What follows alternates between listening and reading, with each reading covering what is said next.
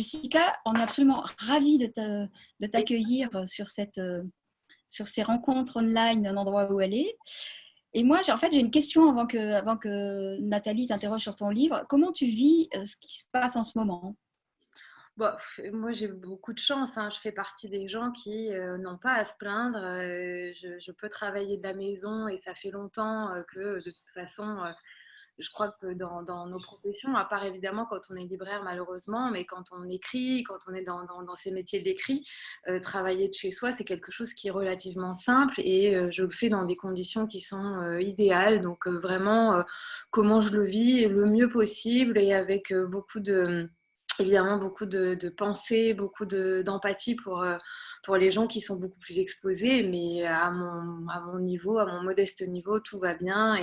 Et voilà, et je dirais que le seul petit moment d'équilibrage à faire, c'est effectivement, comme on est constamment à la maison, c'est cet équilibrage à faire donc entre la vie personnelle et professionnelle. Et quand on a un enfant à la maison, ce qui est mon cas, bah voilà, je suis incollable sur la table de 9 maintenant, donc ça c'est un des avantages du confinement. En Euh, même temps, c'est un rattrapage. Normalement, tu devrais être incollable sur la table de neuf depuis assez longtemps, hein. Bon, Normalement, ça je devrait. dis ça, je dis rien, hein, mais Donc voilà, donc je révise un certain nombre de fondamentaux et non, mais globalement, tout va très bien et j'espère évidemment comme tout le monde. Alors, j'ai pas écouté tout ce que disait Édouard Philippe tout à l'heure à l'Assemblée, mais je suppose en tout cas que voilà, le 11 mai, la perspective d'avoir à nouveau des librairies qui fonctionnent un peu différemment du système qui est actuel, évidemment que ça réjouit tout le monde, tout en gardant évidemment les précautions nécessaires. Et tu arrives à lire ou à écrire en ce moment? Écrire, non. J'avoue que, alors je sais pas ce qu'il en est pour toi, par exemple, qui écrit aussi, mais je trouve que c'est un moment particulier où je me sens très à l'écoute du monde, hein, même si on est chacun chez soi, je me sens très à l'écoute du monde et toutes ces palpitations, toute cette énergie qu'on ressent à travers les murs de son chez-soi viennent me traverser, mais m'empêchent, ou en tout cas, c'est pas le moment. En tout cas, je me sens pas dans une énergie de création littéraire. Et la lecture, si j'arrive, ça, pour le coup, c'est l'avantage extraordinaire que représente un livre. Ça, on ne le dira jamais assez. Absolument. Est-ce que Nathalie est prête à t'interroger Et ou je est-ce que... crois que nous avons Tatiana Deroné qui va nous faire un live tweet en direct. Oh, chic! Coucou Chouette, Tatiana! Compris. Oui, magnifique, compris. Oui, mais moi je magnifique. suis prête, je suis prête. Je suis ravie même de t'accueillir, Jessica, pour parler de ton livre Brillant comme une larme qui est sorti le 2 janvier pour la rentrée littéraire. Moi, c'est vraiment un gros coup de cœur. Donc, avant de commencer, je sais pas, je crois pas que Frédéric l'ait fait, mais je voudrais juste dire que tu es non seulement romancière, mais éditrice et journaliste, et que c'est ton 4e roman. J'ai pas éjecté, mais j'ai mis de côté les essais. Je crois que c'est ton 4e roman. Mhm. C'est ça, hein, je ne me trompe pas. Attends, 1, 2, 3, oui, c'est ça, 4. En général, les libraires se C'est trompent bien pas. le collab sur la table de 9, hein, pas sur les additions. Donc, est-ce que tu veux que je fasse un petit résumé de ton roman ou tu veux toi le faire en 1 minute, juste 1 minute 30? Allez, tiens, un exercice. Eh Pitch ben, ton livre en 1 minute 30. alors, le pitch en 1 minute 30, c'est l'histoire de la trajectoire de comète extraordinaire de Raymond Radiguet. C'est une vie courte et intense, c'est une vie brève mais peuplée de rencontres inoubliables évidemment pour lui, inoubliables pour nous quand on a la chance, ce qui a été mon cas, de me replonger dans ce parcours-là et d'en écrire un roman, puisque c'est un roman, ça n'est pas une biographie, même si je dirais que 95% des choses, des éléments, des faits qui sont dans le roman sont des faits avérés, tout simplement. Et je me suis fondée évidemment sur une documentation formidable qui existe. Mais mon défi à moi, c'était de le mettre en scène et de le faire vivre et d'en faire véritablement un personnage incarné. Voilà. Ouais. Moi, je trouve que tu l'as très très bien fait parce que je trouve que c'est pas facile. Quand on commence le roman, on est en 1923. Il y a une scène surréaliste, on ne va pas la raconter, je l'ai déjà dit, c'est une séance de spiritisme, c'est comme les séances de spiritisme, il faut les vivre, donc je ne vais pas raconter. Et après, on base. Oui, Elle a vraiment existé. oui, Hein. je sais qu'elle a vraiment existé. c'est pas une invention, une affabulation de ma part. Et d'ailleurs, merci de la mentionner parce que c'est vrai que c'est un des fils rouges, même si on l'ait mentionné au début et un peu après, mais c'est un vrai fil rouge en fait dans ma compréhension du personnage de Radiguet. Ouais, d'ailleurs, pour moi, il y a deux fils rouges aussi tout au long du livre. Je vais faire ça rapidement. Il y a l'amour et la mort, parce que ça plane tout le temps dans ton roman. Mais je voulais juste revenir au début. Donc, on est en 1923, qui est l'année de la mort de Raymond Radiguet. Et après, on rebascule en 1917, où Raymond Radiguet a quand même 14 ans.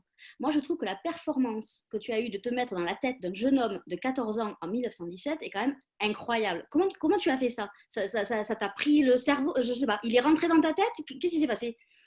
Ah, tu crois pas si bien dire parce que c'est exactement ça et je pense que c'est pas nouveau ce que je dis et je pense que tous les auteurs qui sont là, Tatiana qui est là dirait la même chose. Quand on écrit, quand on dessine des personnages, bah, ils vivent en nous en fait, hein, et c'est vrai que avant de prendre la plume pour écrire, je savais donc que Raymond Radiguet serait mon sujet, mais il a mis du temps à se laisser apprivoiser. J'ai mis de longs mois, voire un an ou deux. Je connaissais pas trop mal sa vie, je l'avais lu. Je connaissais beaucoup son existence à travers le prisme de Jean Cocteau, qui évidemment est un personnage du livre Très passionnant important. Très et important. fondamental. Mais j'ai mis du temps à l'apprivoiser, ce Raymond, parce que comme tu dis très justement, comment tu entres dans l'esprit et dans le cœur d'un jeune homme, d'un jeune garçon de ces années-là, à une époque qui n'a évidemment rien à voir avec la nôtre, avec des préoccupations sensiblement différentes. Et donc, je me suis évidemment accrochée à des choses qui pouvaient résonner, quelles que soient les époques. Je me suis attachée aussi à essayer de restituer le contexte et je me suis beaucoup appuyée, encore une fois, à la fois sur une documentation et sur mes intuitions qui petit à petit s'affinaient au fur et à mesure de ma compréhension du personnage. Mais ce qui est vrai, c'est que pendant le temps de la préparation et pendant le temps de l'écriture, j'ai vécu avec Raymond Radiguet C'est avec pas moi. facile parce que Ouais. moi je partage avec lui ce petit point commun, c'est d'être un électron libre. Et c'est pas facile de vivre avec un électron libre, ça je le sais. Alors pour remettre un peu dans le contexte, que peut-être que les gens ne le savent pas, tu t'es quand même attaqué à une figure de la littérature qui est quand même puissante. Hein. Je veux dire, Ouais. c'est Raymond Queneau, il a une ascension fulgurante très courte, mais très fulgurante, et c'est un personnage assez complexe parce que dès 14 ans, il sait, on ne sait pas comment, qu'il a quelque chose en lui, qu'il faut qu'il l'exploite. Et bon, on va pas dire qu'il a la grosse tête, mais il est un peu bizarre parce qu'il sait qu'il veut marquer l'époque, puisque tu l'écris à un moment donné, je ne sais plus où ça, là, comment exactement, j'ai plus ta phrase exacte, mais il est un peu manipulateur aussi. Donc à 14 ans, d'être un peu manipulateur, de savoir qu'on va marquer l'esprit et qu'on va marquer un grand coup, c'est quand même spécial. C'est un personnage très Mais bizarre. Il me semble que tu es arrivé à Radiguet, tu vas me dire si je me trompe, j'ai lu ça quelque part, qu'en fait tu t'es posé la question de savoir comment Cocteau avait su que ce jeune homme avait un potentiel extraordinaire. Un génie, c'est peut-être un peu trop, je ne sais pas. Et tu nous amènes dans ce voyage littéraire qui est quand même la naissance d'un écrivain, quoi. Ça, oui, on peut pas le dire. Et moi, je trouve que c'est exceptionnel parce que tu nous fais faire un voyage culturel et intellectuel qui est fait tout en douceur parce que ta narration est quand même sublime. Voilà, moi, j'ai trouvé ça très bien. Et surtout la rythmique, parce qu'il y a des dialogues et la narration apporte de la douceur et c'est très poétique. Parce qu'il faut dire que Raymond Radiguet, au départ, il était poète. Donc, oui. il écrivait des poèmes. C'est ça. Mais Et donc, oui, vas-y, pardon. non, mais c'est exactement ça. Et c'est vrai que, alors, il y avait plusieurs manières d'essayer de le comprendre, ce Raymond Radiguet. Et évidemment qu'un des biais, c'était ce qu'il a écrit. Et ce qu'il a écrit, je me suis aperçue, parce que je pense qu'à peu près comme tout le monde, bah, finalement, Raymond Radiguet n'était pas l'homme d'un seul livre ou de deux ouvrages. Moi, j'avais lu le Diable au corps et le bal du comte d'Orgel, mais je ne connaissais pas sa poésie. Et c'est vrai que quand j'ai commencé à creuser, tout naturellement, évidemment, bah, qu'est-ce qu'on fait? On lit les œuvres complètes, elles existent, elles ont été fort bien présentées, avec l'appareil critique nécessaire, avec les explications, la remise dans le contexte. Et donc, quand on découvre cette poésie, on est assez fasciné quand même parce que, comme tu dis, il est très jeune et il a déjà, c'est pas de la poésie d'un jeune homme de 14 ans, il y a de la jeunesse, il y a de la fraîcheur, il y a une juvénilité, bien entendu, mais il y a quand même un souci de la rythmique, un souci de la mélodie tout à fait particulier, je trouve, j'allais dire un enfant. Non, c'est pas un enfant, mais pour une Non, parce que je crois que tu as créature. écrit à un moment dans le bouquin que c'était un gamin ancestral et un vieillard juvénile. C'est un peu ça. Et c'est très C'est un peu curieux, quoi. ça. C'est un poète qui est sans âge et je pense que d'une certaine façon, c'est aussi ce qui a fasciné Jean Cocteau et puis tous les artistes qui s'accordaient à reconnaître à se radiguer une prestance particulière. Il laissait personne indifférent. Il avait quelque chose qui le différenciait absolument évidemment des adolescents de son âge et de tous les artistes de cette époque. Et ce qui m'a interpellée, tu as raison, c'est que comment se fait-il que la disparition, même si elle était tragique, mais de Radiguet ait laissé Jean Cocteau à ce point inconsolable, puisqu'à la mort de Radiguet, et ça fait partie aussi des grandes rencontres importantes pour moi, mais j'ai découvert grâce à Dominique Marny, qui est romancière et qui est la petite nièce de Jean Cocteau, j'ai découvert des textes et des dessins de la main de Jean Cocteau absolument sublimes, qui sont rassemblés dans un recueil qui s'appelle Le mystère de Jean Loiseleur, et qui ont été faits à la mort quelques mois après la disparition de Radiguet.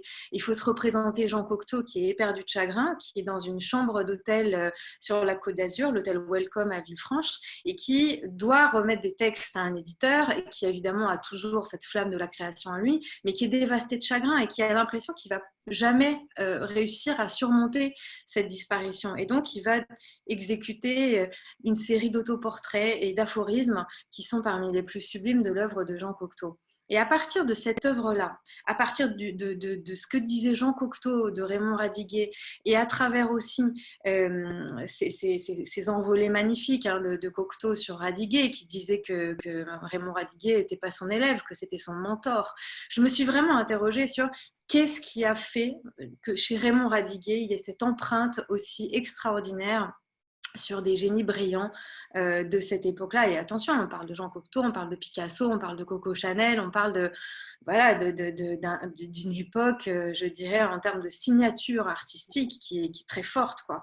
Et à partir de là, vous tirez le fil de la pelote et à partir de la lecture des œuvres complètes, j'ai lu aussi la correspondance. Là aussi, ça m'a beaucoup interpellée parce que on en revient à la question de l'âge, mais comment est-ce qu'un jeune garçon de 14 ans a-t-il autant de beauté dans la correspondance qu'il adresse à évidemment des hommes et des femmes qui sont plus âgés que lui, mais il y a notamment une lettre qu'il adresse à Apollinaire qui restera sans réponse.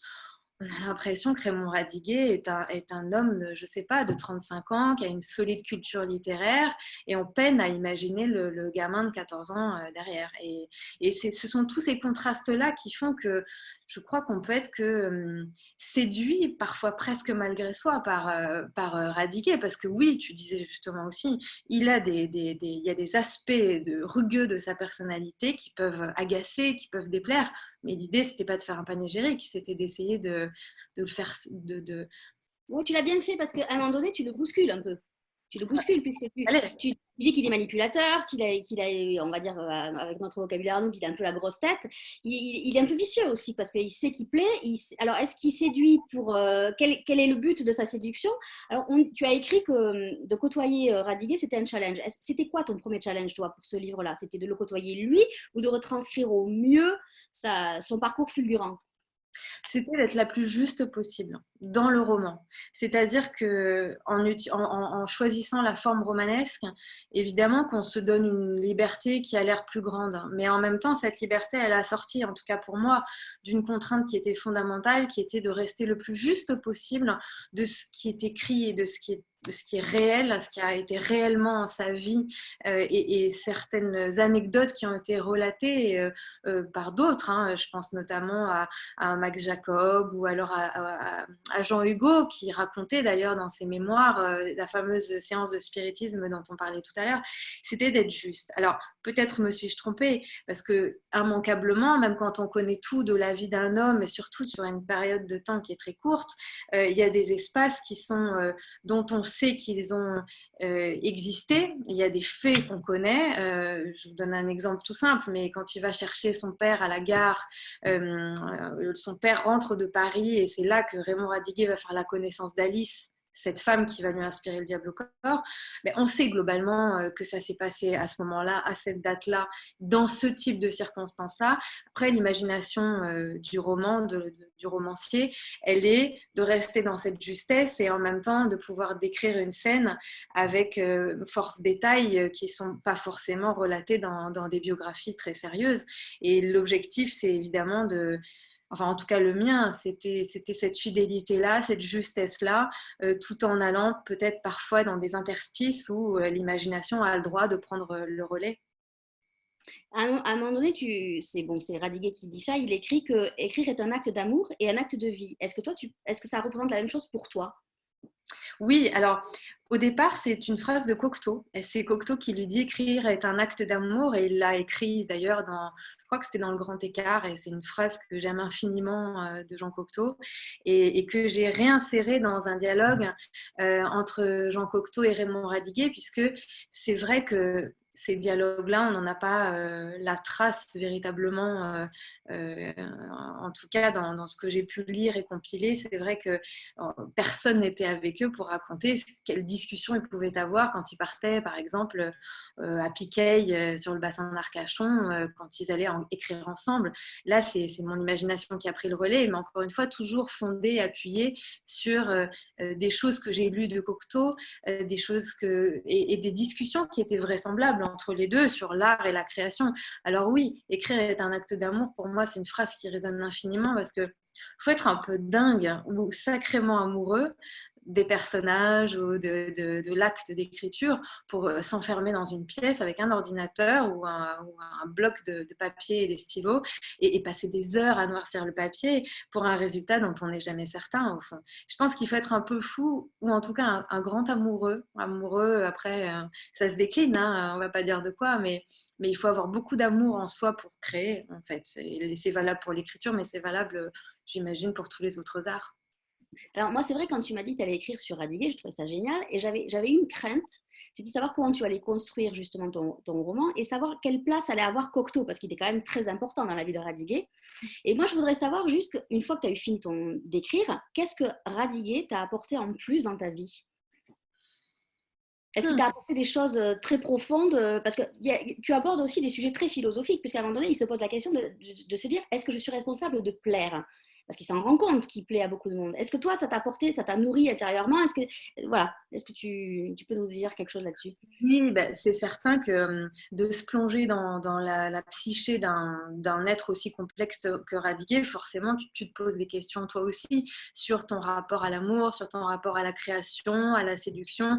Donc, bien entendu, entre les lignes, il y a des questions que Radiguet probablement se poser, pas du tout comme je les ai posées, mais en tout cas qui sont évidemment pas invraisemblables de placer à ces endroits-là du récit et qui sont le reflet de plein d'interrogations qui sont les miennes. Mais je te répondrai que ce que ça m'a appris, je ne sais pas si ça m'a appris des choses sur moi-même, mais peut-être qu'à un moment donné, comme je te disais tout à l'heure, il n'a pas été facile à apprivoiser. Il s'est beaucoup refusé à moi, Raymond Radiguet. Et j'ai vraiment été le chercher. J'ai beaucoup tourné autour. J'étais fâchée après lui. C'est un personnage, c'est un esprit qui m'a vraiment donné du fil à retordre, mais dans le merveilleux sens du terme. C'est-à-dire qu'il m'a poussée à aller vraiment au-delà de moi, à aller même jusqu'à des moments de désespoir parce que je sentais que j'étais pas dans quelque chose qui était juste pour lui. Et autant Jean Cocteau a été vraiment comme un ange gardien à mes côtés pendant la période d'écriture. En fait, j'ai écrit avec les deux en fond sonore, en fond stéréo. J'ai eu l'impression de vivre avec Jean Cocteau et Raymond Radiguet dans l'esprit pendant de longues semaines et de longs mois. Et Jean Cocteau, il était là et il me soufflait comme ça de continuer, de ne pas lâcher prise. Et Raymond Radiguet, il faisait l'école buissonnière, il se moquait de moi. Il était très volatile, très moqueur. Et il y a eu un moment donné... Au fond, il est vraiment comme ça. Mais moi, il y a une question aussi m'interpelle, c'est comment un matin on peut se dire, tiens, je vais écrire sur Raymond Radiguet. Ça, c'est quand même un truc de fou, quoi. Est-ce que c'est ta Après, formation d'éditrice parce que tu retravailles sur des manuscrits? Est-ce que c'est ça qui t'a donné l'envie? Mais comment un matin on peut se dire, tiens, je vais écrire la vie de Raymond Radiguet? Ça, c'est un truc, ça me fascine. là, tu sais, ça fait partie de ces personnages qui sont vraiment, qui t'intriguent et avec lesquels finalement tu chemines sans en avoir vraiment conscience. Cocteau, j'en avais une conscience, je le sais, je veux dire, Jean Oui, Cocteau. tout le monde le sait. Tout le monde le sait. Ouais, je crois que c'est c'est assez. Il suffit de voir le catalogue des éditions des Saints-Pères. Bon, je crois qu'on a prouvé notre amour pour l'homme et son art, et ses arts, et c'est toutes les formes d'art. Maintenant, Raymond Radiguet, c'est pas tellement que je me sois levée un matin en me disant je vais écrire sur la vie de Raymond, c'est que je me suis aperçue qu'il était là, un peu dans l'ombre, pas loin de moi, à des étapes importantes. Et je me suis dit, au fond, il y a des choses que j'ai pas encore que j'ai pas pigées et il faut que j'arrive à les comprendre à travers l'écriture, et il y a plein de choses que moi-même j'arrive à comprendre de lui qui sont finalement que je peux partager avec des gens évidemment qui s'intéressent à ce sujet particulier, mais il y avait beaucoup de clichés sur Raymond Radiguet par exemple qui m'agaçaient profondément. En particulier. Bah, Histoire d'amour? Une histoire d'amour avec quelqu'un de beaucoup plus vieux, c'est ça qui t'a agacé? non, non, c'est pas ça. Non, ça, je pense que si tu veux qu'on en parle, bien sûr, Non, non, non. c'est un sujet important parce que c'est l'histoire d'amour qui, pour moi, a été fondatrice, évidemment, de l'œuvre que chacun connaît et du Diable au corps. Mais non, je pensais surtout à, à cette façon je dis on, hein, d'une Oui, manière oui, générale, mais qu'on avait de cataloguer Radiguet dans l'homme, enfin un jeune homme qui a écrit Le Diable au corps, point, et qui était l'amant de Cocteau, point.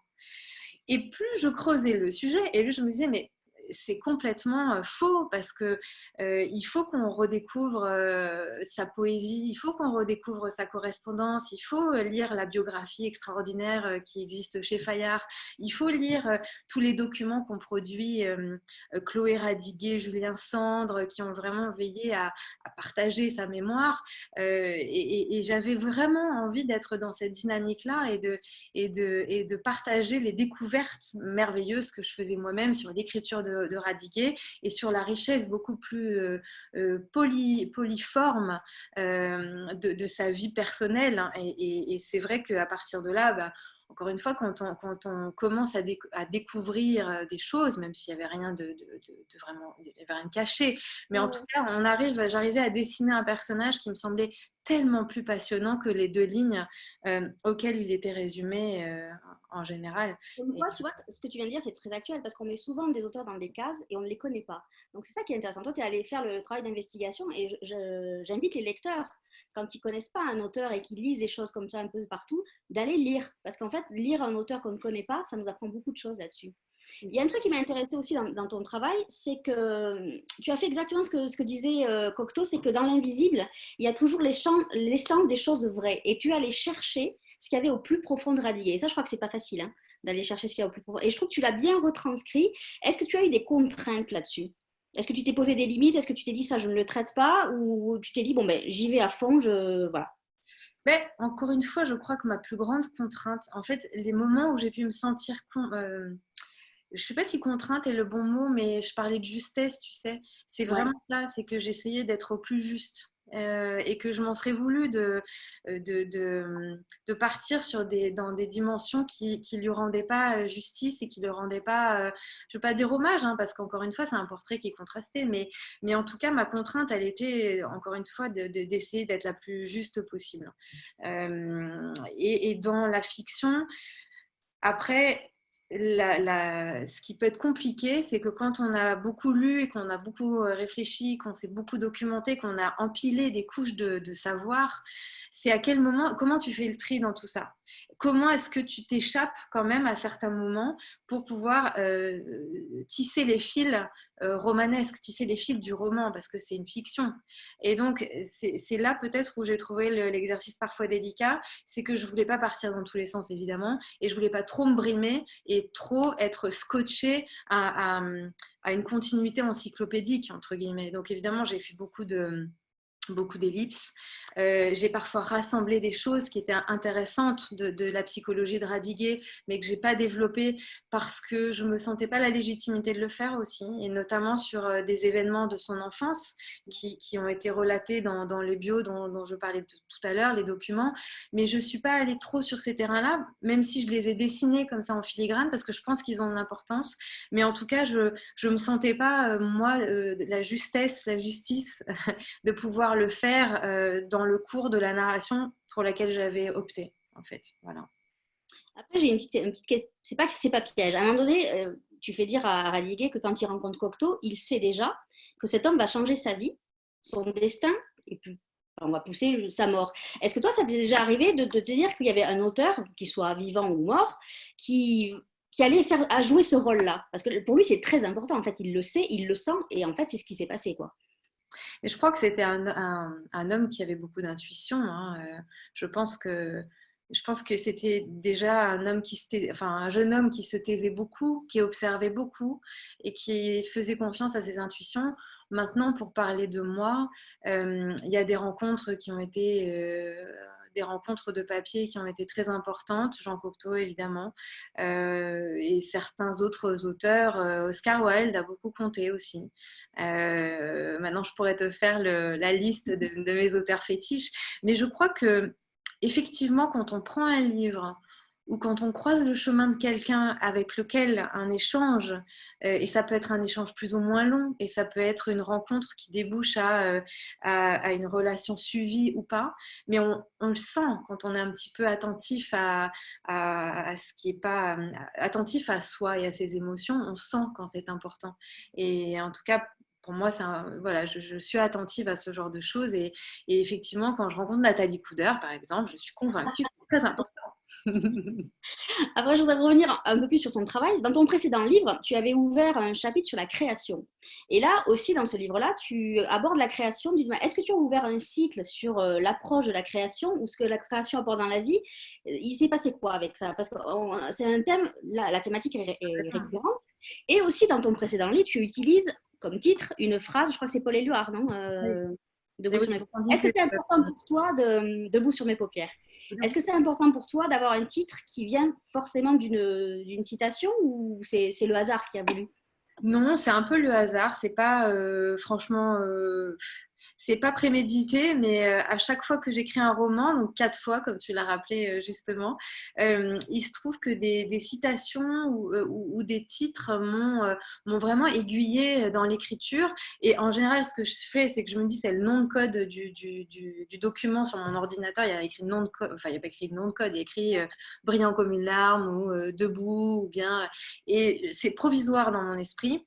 Et en fait, plus ça avance dans l'écriture, et plus en général, ça devient indissociable dans mon esprit du texte qui est en train de s'écrire. Alors après, évidemment, avec l'éditeur, comme je suis pas, je sais que je suis pas, l'éditeur a toujours un bon regard extérieur sur le texte, donc je n'aurais pas laissé ces titres s'il n'y avait pas eu l'aval de l'éditeur. Si l'éditeur m'avait dit mais tu es folle, ça va pas du tout, ou si ça n'avait pas été possible, même pour des questions de droit, je sais pas, j'aurais pas persisté évidemment, mais c'est amusant qu'effectivement des images, des phrases, des titres me lancent comme ça et leur influence dans le processus d'écriture.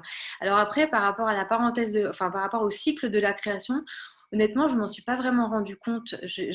Pour le précédent, j'ai été fascinée par le personnage de Lee Miller.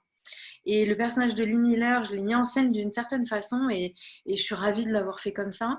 Mais avec Raymond Radiguet, j'ai eu envie d'aller encore un peu plus loin et peut-être d'être plus détachée de moi, parce que c'est vrai que le précédent avec Lee Miller en filigrane j'ai été très intime en fait pour moi. Et là, j'ai voulu aller sur quelque chose de plus... je dirais pas du tout à distance, mais en tout cas de plus maîtriser peut-être dans une narration qui donne envie.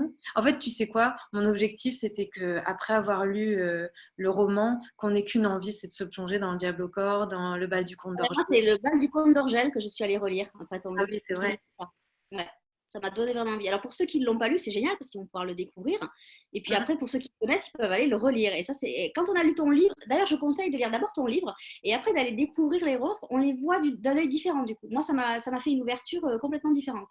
Donc, je t'en remercie. Du coup, on imagine beaucoup plus la personnalité qui est à l'œuvre dans l'écriture, et surtout que c'est vrai que le roman, il est construit beaucoup sur deux piliers que sont dans un premier temps le diable au corps, puisque l'histoire d'amour avec cette femme Alice, c'est la première partie du roman, hein, si je dois schématiser.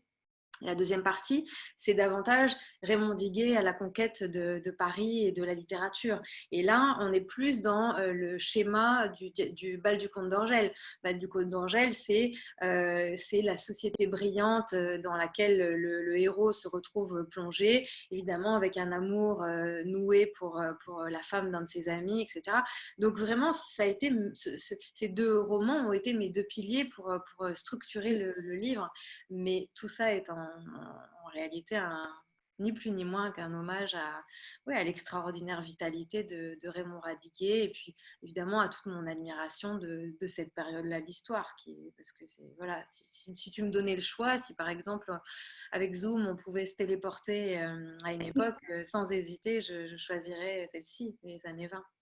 Ouais, surtout que là, ils sont entre deux guerres et ils ne le savent pas encore qu'ils vont en avoir une autre. Et donc, du coup, ça bouillonne et c'est très riche. Et d'ailleurs, tu nous fais un parcours initiatique intellectuel et culturel qui est quand même assez exceptionnel parce que le balayage, il est en filigrane, mais je trouve qu'il est très bien fait et il apporte du poids à ton récit. Ça a été compliqué aussi de choisir des moments précis ou des personnages précis? Écoute, en fait, non, parce que je crois que vraiment, en fait, je dois être un peu lente dans le processus d'écriture, mais j'ai besoin de beaucoup de temps avant pour beaucoup réfléchir, et j'ai l'air un peu passive, un peu inactive comme ça. Mais c'est une période d'infusion, tu sais, c'est une période où vraiment les choses infusent tranquillement, où les informations, je les lis, je les relis, je les intègre. Et finalement, au moment où je suis prête, c'est-à-dire au moment où globalement je sais quelle sera la structure du livre, hein, même si évidemment qu'il y a toujours de la place pour les surprises, mais une fois que je suis lancée dans l'écriture, globalement tout vient s'agencer de façon très naturelle, même pour moi, hein. Je n'ai pas besoin de me dire, bah tiens, là je vais dessiner telle ou telle chose. C'est que je suis tellement dans cette période-là que finalement, oui, c'est ça, c'est les pièces du puzzle, elles s'assemblent très facilement et très spontanément. Après, évidemment, je vérifie que je n'ai pas raconté de bêtises, et il y a des choses que je suis obligée de vérifier pour être sûre que tout est juste, encore une fois. Mais Avant que Frédéric ne reprenne la main, j'ai juste une dernière question. Est-ce que Raymond est toujours dans ta tête ou est-ce qu'il est parti? Il t'a laissé tranquille? là, il m'a un peu laissé tranquille. Là, il m'a dit, OK, c'est bon, maintenant je te laisse respirer. Après s'être refusé à moi, et après m'avoir tenu, après avoir été en compagnonnage avec moi, il a accepté de me laisser souffler. Et voilà. Mais en même temps, il me manque de temps en temps, tu vois. Donc, c'est bien qu'on en parle. Frédéric, Merci, je vais te laisser merci. parler. Oui, merci Jessica. J'ai une petite question, et c'est pas une question encore qu'on m'a posée. Pour ceux qui ne te connaissent pas, j'aimerais bien que tu nous racontes ce que tu fais, parce qu'en fait, c'est pas forcément évident. L'éditrice que tu es, c'est très particulier, les éditions des Saints-Pères. Donc, rappelle-nous ce que tu fais aux éditions des Saints-Pères. Alors, les éditions des Saints-Pères, merci de m'offrir l'espace d'en parler. C'est effectivement une maison qui a pour vocation de publier des manuscrits. Et les manuscrits, donc, ce sont les documents d'origine. Évidemment, aujourd'hui, il y en a de moins en moins des manuscrits puisqu'on écrit tout à l'ordinateur et que, pouf, d'un petit doigt, on efface tout ce qu'on vient d'écrire. Et ça, pour le plus grand désespoir des gens comme moi qui sont intéressés par tout ce qui amène au résultat final. Mais en tout cas, c'est vrai que Jean Cocteau, par exemple, a laissé derrière lui des manuscrits extraordinaires. Et donc, les éditions des Saints-Pères reproduisent ces manuscrits dans des formats limités et numérotés, puisque c'est encore une fois un domaine, c'est une niche, hein, c'est un domaine un peu particulier. Donc on fait du beau livre avec vraiment de beaux papiers, avec un soin particulier apporté à la fabrication, à la main des coffrets.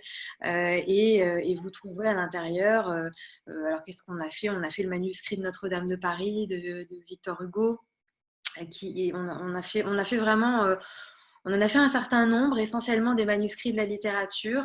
Et c'est vrai que c'est une plongée géniale dans l'univers d'un écrivain. Ça crée une connexion très intime avec l'auteur.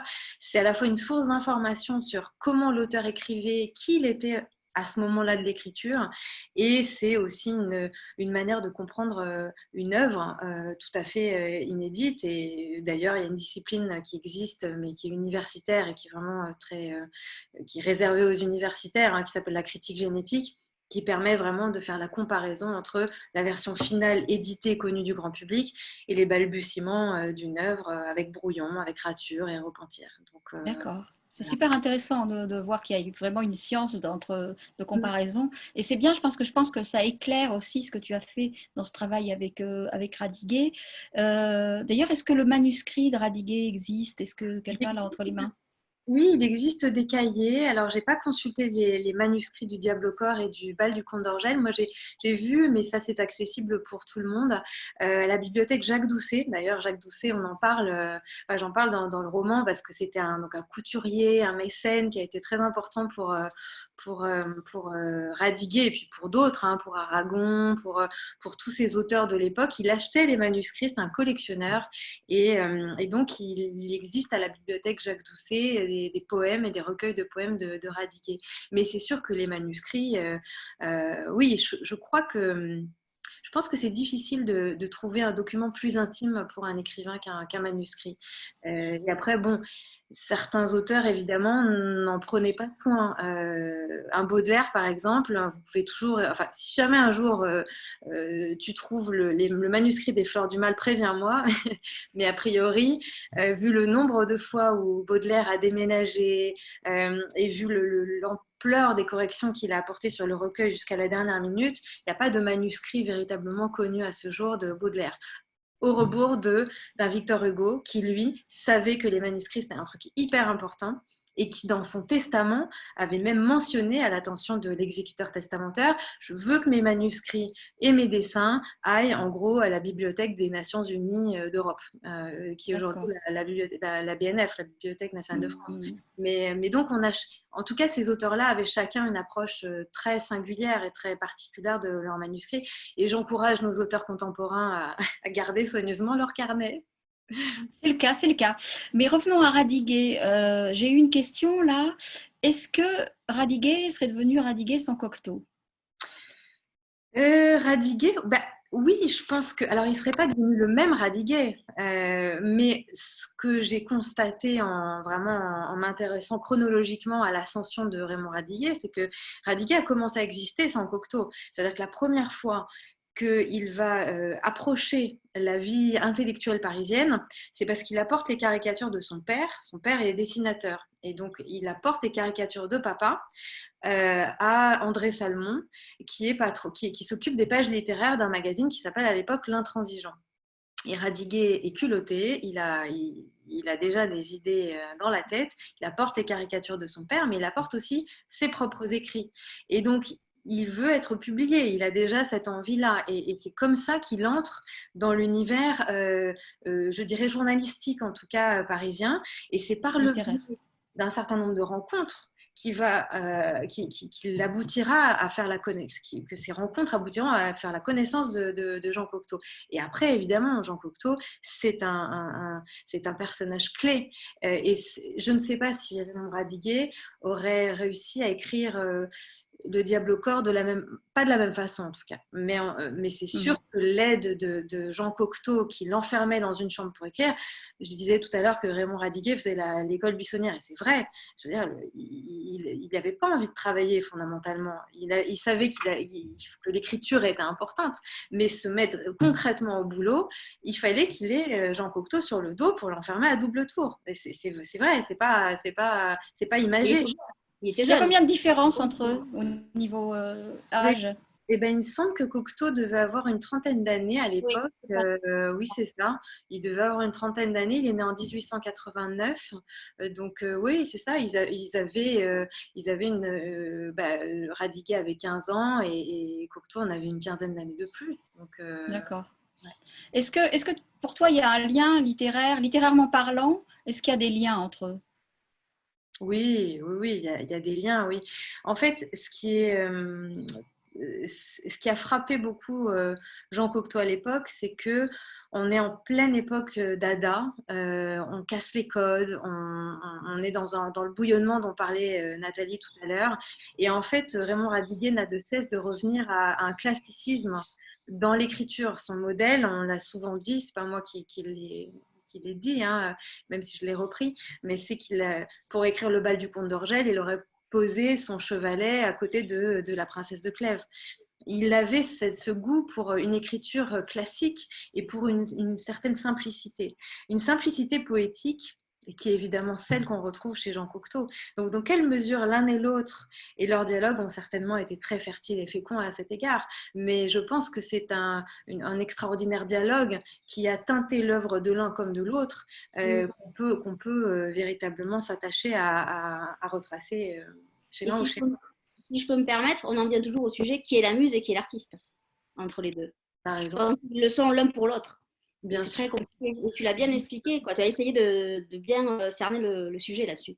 Bien sûr, mais je crois qu'encore une fois, c'était un échange qui était d'une fécondité magnifique et d'une générosité exceptionnelle de la part de Cocteau. Ça, je pense qu'il lui a tout donné. Il a essayé de lui ouvrir toutes les portes. Il avait envie que cette étoile brille, en fait. Et ça m'a... S'il y a une chose je dirais qui m'a... C'est sans doute ce qui m'a le plus touchée. Voilà, c'est cette... Ça se sent vraiment dans ta dernière page, qui est vraiment sublime. Et je conseille vraiment aux gens de lire déjà tout ce qu'il y a avant la dernière page, mais surtout la dernière page, vraiment sublime. Mais vraiment, c'est vraiment bien écrit, c'est très poétique. Il est interdit d'acheter la dernière page seulement. Non. J'ai une question, mais je vais revenir un petit peu en arrière. Dans ton processus de travail, comment tu as travaillé pour rassembler toutes les informations historiques? Est-ce que tu travailles avant? Est-ce que tu commences à écrire 6 mois après? Est-ce que tu commences à écrire pendant que tu rassembles? Comment tu fais? Au démarrage, le travail, je ne sais pas que je suis en train de travailler en réalité, c'est juste que je collecte comme ça, sans m'en rendre vraiment compte, je collecte des informations, ça fait son travail de façon un peu inconsciente, je prends des notes, je me dis tiens, ça c'est un épisode qui m'intéresse, par exemple une bagarre littéraire dans un café, identifiée dans des documents qui parlent d'autre chose, mais au détour d'une page, on croise un truc qui vous interpelle. Et donc ce travail-là, en général, ouais, il dure assez longtemps parce que c'est s'imprégner d'informations, d'ambiance, de personnalité. Et une fois que tout ça est bien présent, moi, l'écriture, elle démarre dans ma tête, en fait. Je sais pas, j'imagine que je sais pas comment tu fais toi, Frédéric, mais ça s'écrit beaucoup là-dedans. Il y a un moment donné où effectivement la plume ou le clavier prennent le relais, parce qu'il faut bien que ça se traduise sur un support concret. Mais quand tu écris à la main ou tu écris au clavier? Un peu les deux. En fait, je prends beaucoup de notes à la main. Donc, j'ai plein de cahiers, parfois même quand je suis dans le métro, par exemple, je peux écrire des passages entiers parce que je n'ai pas d'ordinateur sous la main et paf, ça me vient là. Donc, j'écris dans le carnet et puis après, je les retape le soir. Mais oui, il y a beaucoup d'écriture en amont dans la tête et après, ça se traduit. Il faut bien que ça se matérialise à un moment parce qu'un livre fictif, c'est sympa, mais... Tu as mis combien de temps pour l'écrire, celui-là? Ça a été long ou très facile? Ça a été long. Entre le moment où je formule vraiment je dirais le désir conscient de l'écrire et le moment où je pose le mot fin, il y a quand même 2-3 ans qui s'écoulent, je pense. Donc c'est pas pour ça que je te disais que je suis un peu lente. C'est que ça met du temps à venir. Oui, mais le résultat est beau. Et en fait, est-ce que tu as eu du mal à quitter ce personnage ou est-ce que ça a été facile? À la fin, j'en pouvais plus. À la fin, j'ai dit Raymond, tu prends tes cliquets, tes claques et tu t'en vas parce que j'en peux plus. Donc la séparation, elle était assez simple et je crois qu'il en avait marre de moi aussi. Donc il était content de partir. Et on a suffisamment cohabité lui et moi. C'était bien, c'était ce qu'il fallait. Mais non, en fait. Encore une fois, là aussi, j'imagine que c'est beaucoup, enfin que je ne suis pas du tout la seule à ressentir ça, mais quand on a été tellement en immersion, et à un moment donné, on ne peut plus les voir en peinture, on en a marre. C'est ras-le-bol, je veux passer à autre chose, c'est même évidemment la grande... C'était la première fois que tu écrivais sur un écrivain ou... Sur un écrivain, oui. Oui. Et c'est plus difficile que par exemple sur un personnage comme Lee Miller?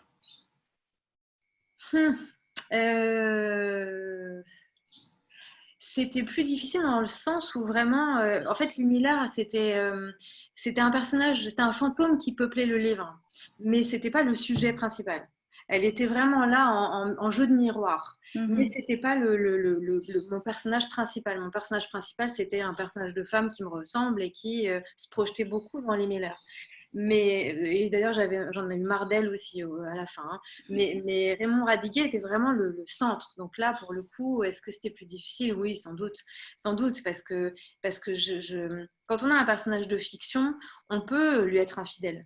Quand on a un personnage réel qui devient un personnage de fiction, ben, tu as intérêt à être d'équerre. sinon, il y a quelque chose qui n'est pas... C'est une angoisse de ne pas respecter. Mais alors du coup, si c'est une angoisse de ne pas respecter,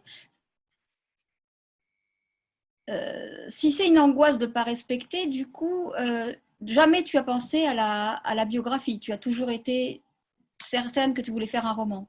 Mais alors au début, je me suis posé la question de faire ce qu'avait fait Tatiana avec Daphné du Maurier, c'est-à-dire cette merveilleuse promenade qui était pas une biographie, et en même temps, elle avait trouvé cette merveilleuse manière de nous emmener en promenade dans la vie de Daphné du Maurier. Et ça, c'était génial parce que elle le faisait d'une manière très personnelle, très juste aussi, et elle mettait en valeur une œuvre et finalement une romancière qui était assez peu connue en France. On connaissait quelques-uns de ses livres, mais elle n'était pas... enfin, en tout cas, moi, je connaissais très mal Daphné du Maurier. Et donc, je me suis dit, tiens, est-ce que ça pourrait être une idée d'emmener comme ça en balade dans l'univers de Raymond Radiguet?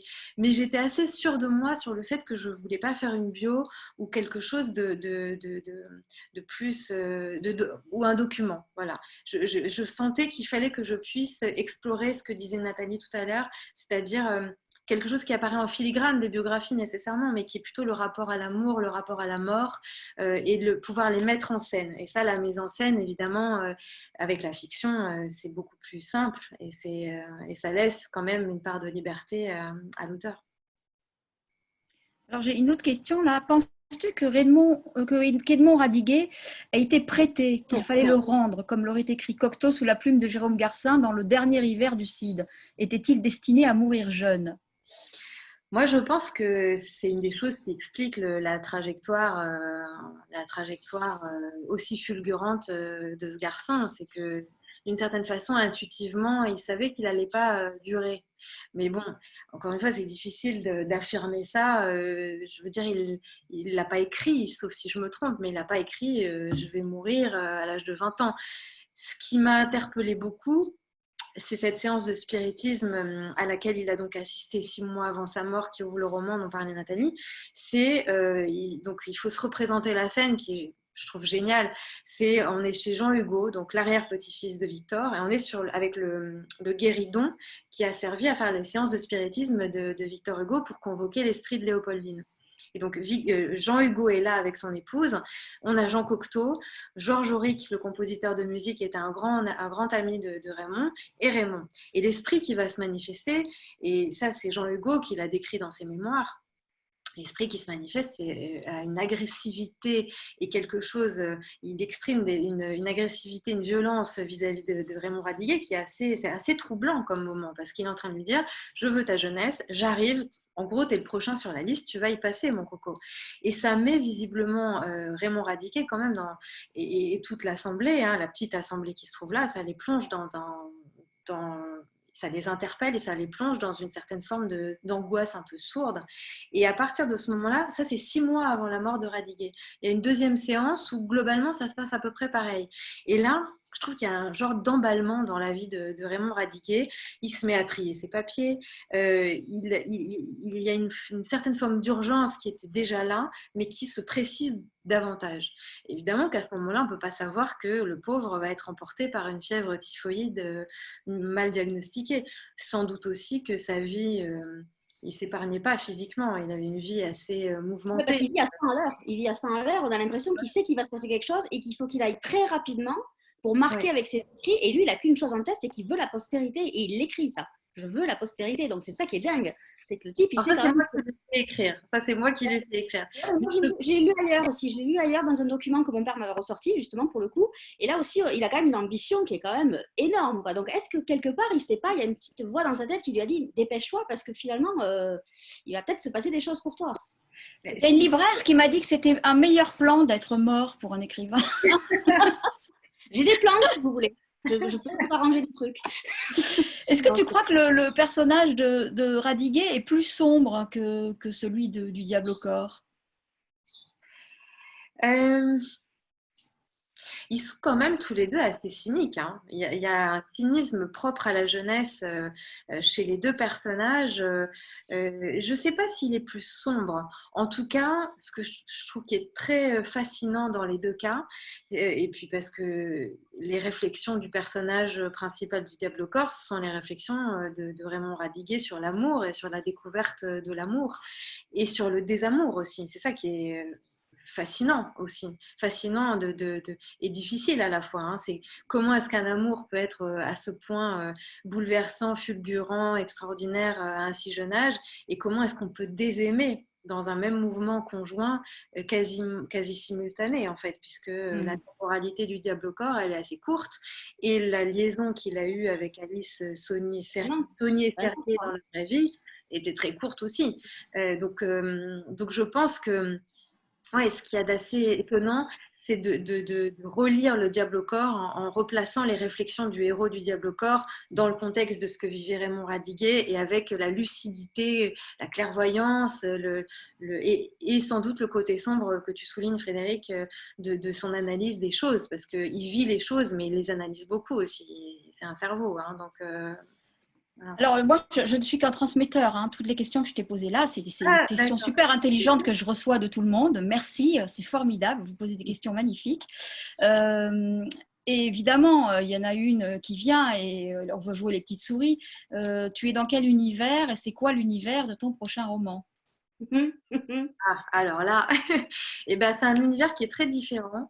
On est au XXe siècle, il y a une toile de fond historique qui est celle de la Seconde Guerre mondiale, mais c'est une toile de fond, c'est un décor, et ce sera une histoire d'amour, mais qui est complètement, là pour le coup, inventée. Il y a pas, je suppose qu'on va peut-être croiser des personnages, mais ce sera très en filigrane, des personnages qui ont vraiment existé, mais ce contexte-là, c'est une toile de fond qui m'intéresse dans le sens de l'héroïsme, hein, parce que ça fait partie des thématiques qui me tiennent à cœur, et c'est des thématiques autour desquelles je tourne beaucoup en ce moment, et c'est pas l'héroïsme forcément en temps de guerre, c'est tous les héroïsmes en fait. Ça peut être les héroïsmes auxquels on assiste tous les jours en ce moment de la part des gens qui sont dehors. Ça, voilà, c'est une thématique qui m'est chère, et donc c'est là-dessus que je travaille en ce moment, mais j'y travaille surtout en esprit, parce que là, je suis vraiment pas dans la phase de l'écriture à proprement parler. Ça viendra sans doute, hein,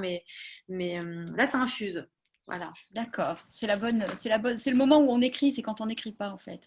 Et ben écoute, je n'ai plus qu'à te remercier pour cette magnifique rencontre. Je vais rappeler quand même qu'on peut trouver ton livre évidemment dans toutes les librairies qui vont réouvrir bientôt, mais qu'il est déjà quand même dans les systèmes de drive, de pick-up, et notamment, je ne sais pas si vous connaissez ce site qui s'appelle je soutiens ma librairie.com, dans lequel il y a toutes les initiatives et probablement une près de chez vous pour pouvoir acheter le livre. Vous pouvez aussi, si vous lisez sur tablette, l'acheter sur les plateformes numériques, je dirais les plateformes numériques de libraires indépendants comme Ipagine, comme Aide-moi Nathalie, je ne sais plus. Donc ton livre est… Oui, oui. Et puis la plateforme des libraires, évidemment, indépendants de livraison va bientôt réouvrir. Notre prochaine rencontre, c'est demain soir, c'est à 17h30, c'est avec Johan Barbero pour Dans les geôles de Sibérie. Et j'oublie des choses sûrement, mais je ne sais pas. Il sera animé par la librairie Gutenberg à Issy-les-Moulineaux. Voilà, ça sera une nouvelle libraire qui n'est pas encore venue dans nos rencontres. Et Jessica, c'était formidable, passionnant. Et j'espère que tout le monde va acheter ton livre parce que c'est absolument merveilleux. On m'a d'ailleurs dit, je sais, ce n'était pas une question, mais ton titre est sublime. Donc voilà. Cocteau, voilà. Donc, Toujours. vous avez la réponse.